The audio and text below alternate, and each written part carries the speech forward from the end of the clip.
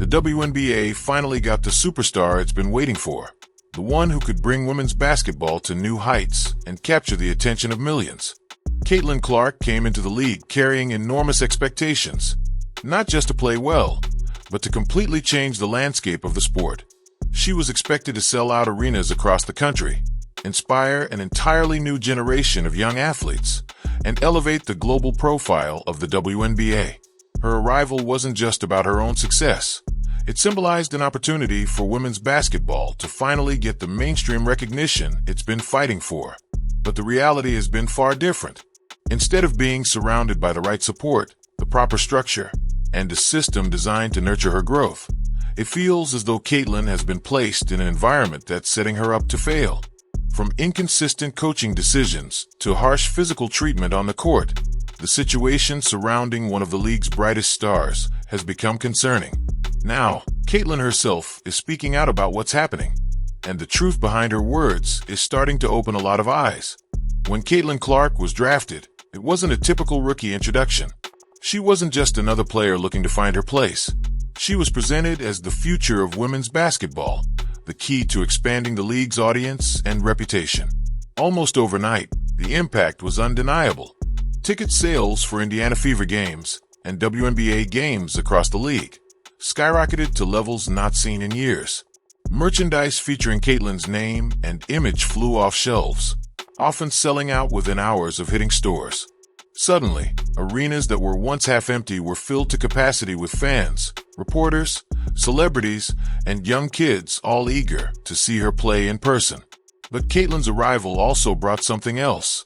An overwhelming amount of pressure to perform, to carry a struggling franchise, and to live up to impossible expectations right from day one. While the league was quick to market her as a once-in-a-generation talent and the new face of women's sports, it quickly became clear that behind the scenes, the support system to help her succeed wasn't fully in place, and not everyone within the league was eager to see her thrive. From the moment Caitlin Clark stepped onto the court, wearing an Indiana Fever uniform, something didn't sit right.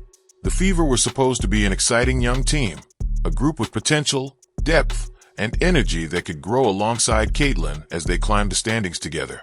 But under head coach Stephanie White, the product on the court has been disappointing and, at times, confusing. Fans who came expecting fast-paced, entertaining basketball have instead been left watching an offense that struggles to create open looks, a defense that often looks unorganized, and rotations that leave both players and viewers scratching their heads. The so-called motion offense being run looks more like players wandering aimlessly than executing sharp, purposeful sets. The chemistry between players is inconsistent at best, with the overall system appearing poorly suited for Caitlin's unique skill set. Even Caitlin, typically composed and professional in interviews, has started to show signs of frustration, recently delivering a pointed, honest assessment after another tough loss. Her words were carefully chosen, but many believe she was quietly highlighting the real issue: coaching decisions and an ineffective system holding the team back from reaching their potential. Unfortunately, Caitlin Clark hasn't only faced obstacles within her own team. The rest of the league has taken notice of her star status, and not always in a positive way. The same player the WNBA promoted as the future is now facing aggressive, physical defense every night, as opposing teams make her their number one target. She's dealing with hard fouls, off-the-ball contact, and defenders going at her like every game is a personal vendetta. What's even more troubling is how the referees are handling these situations. Missed calls, inconsistent officiating, and outright no calls have become a recurring theme. Night after night, Caitlin takes hits that, by the book, should warrant whistles, but instead, she's expected to play through them with little protection.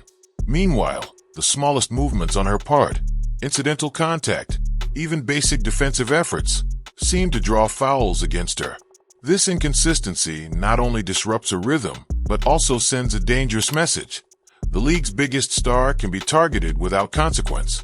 It raises serious concerns about whether the WNBA is truly prepared to foster long-term success, or whether they're willing to let physicality overshadow skill, putting both player safety and the league's image at risk.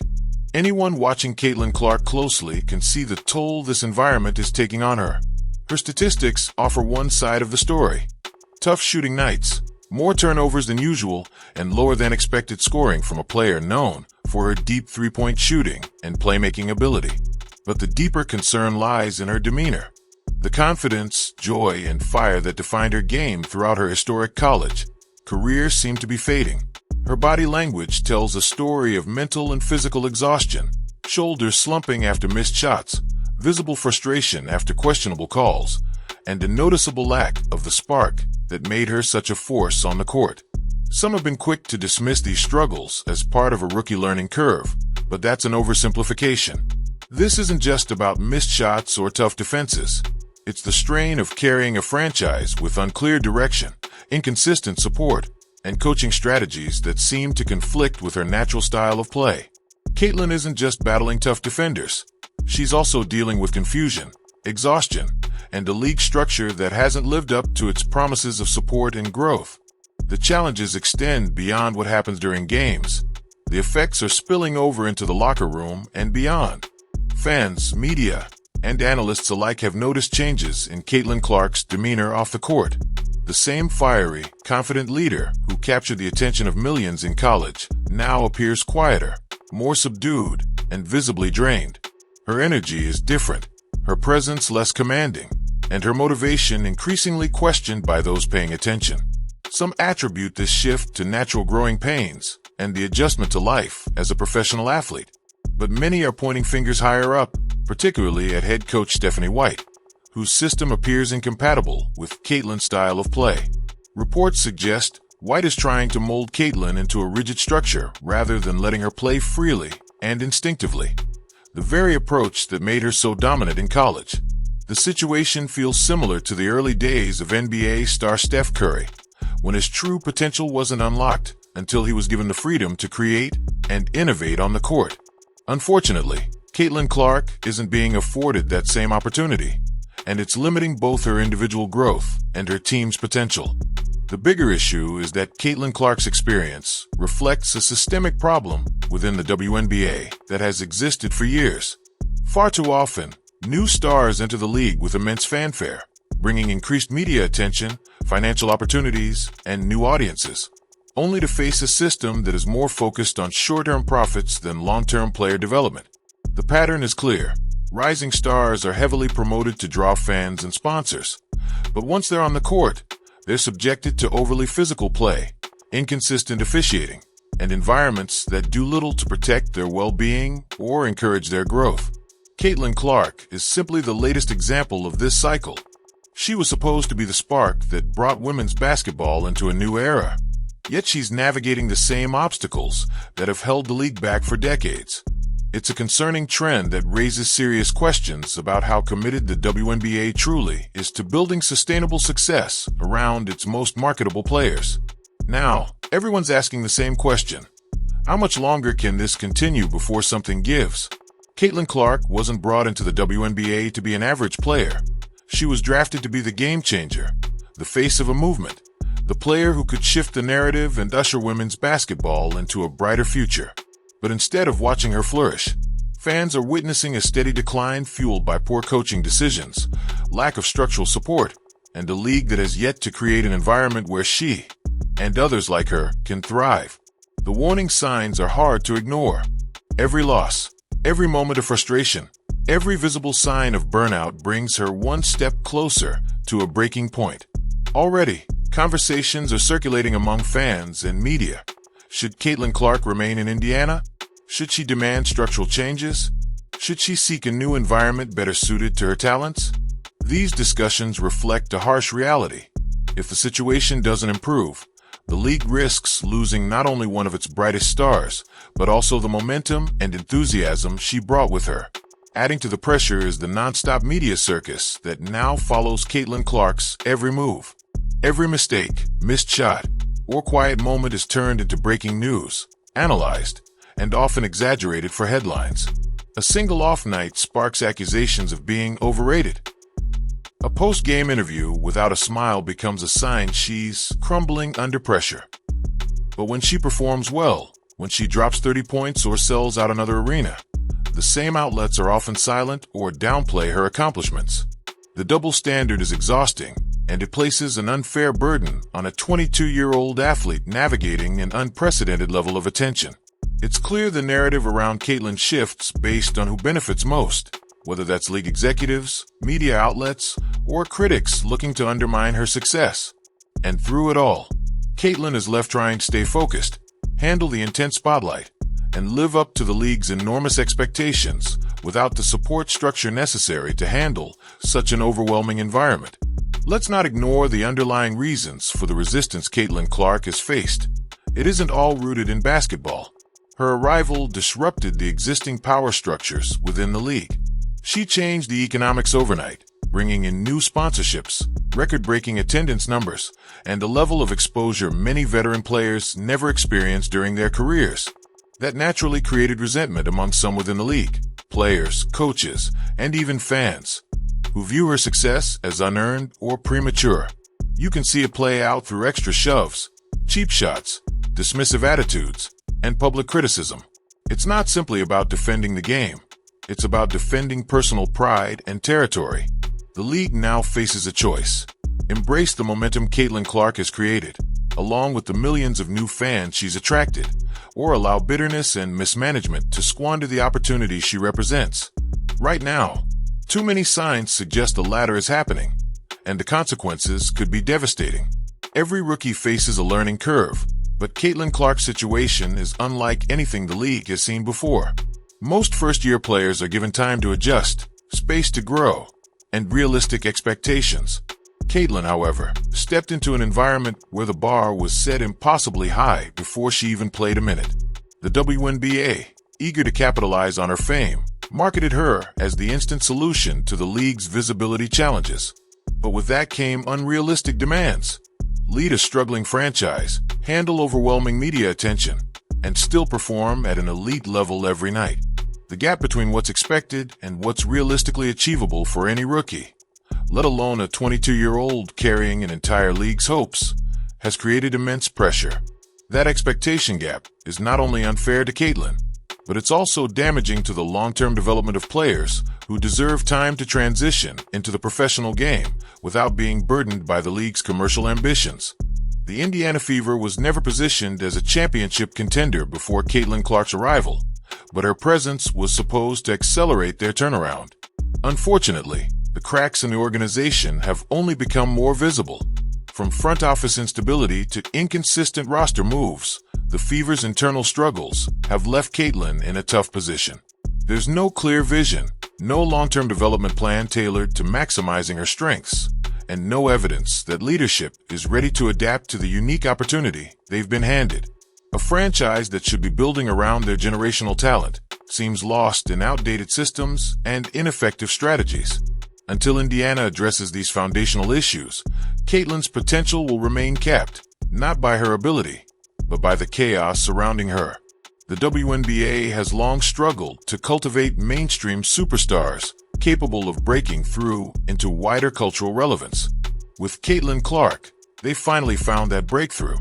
But developing a superstar isn't just about press conferences and sold-out games. It requires consistent protection, smart marketing, and a league culture that values skill over physical punishment. Right now, the WNBA's handling of its most visible star reflects a pattern seen with past players. Promote them heavily when convenient, but fail to create the systems necessary to sustain their rise.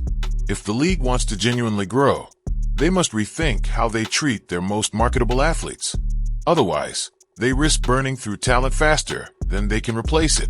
The same media outlets that celebrate Caitlin Clark's highlights are also quick to critique every shortcoming. This cycle of praise and criticism is nothing new in sports, but the intensity around Caitlin is amplified by the historic expectations placed on her shoulders. Every missed shot becomes a trending topic. Every quiet press moment sparks debate about her mental state. This endless scrutiny creates a hostile environment where players are constantly judged against impossible standards. For Caitlin, navigating this space requires maturity beyond her years. But without support from the league, coaches, and veteran players, the burden of constant media noise risks affecting not only her game, but her long-term relationship with basketball itself. Behind the scenes, there's another layer complicating Caitlin Clark's journey: veteran players grappling with her sudden rise. Many seasoned WNBA athletes have spent years fighting for recognition, often in relative obscurity. To see a rookie walk in and instantly receive the spotlight, endorsement deals, and headlines can naturally breed resentment. While competition is part of sports culture, that resentment has, at times, translated into overly physical play, dismissive attitudes, and a lack of unity across teams. This dynamic not only impacts Caitlyn's integration into the league, but also risks deepening divides that harm the WNBA's overall cohesion.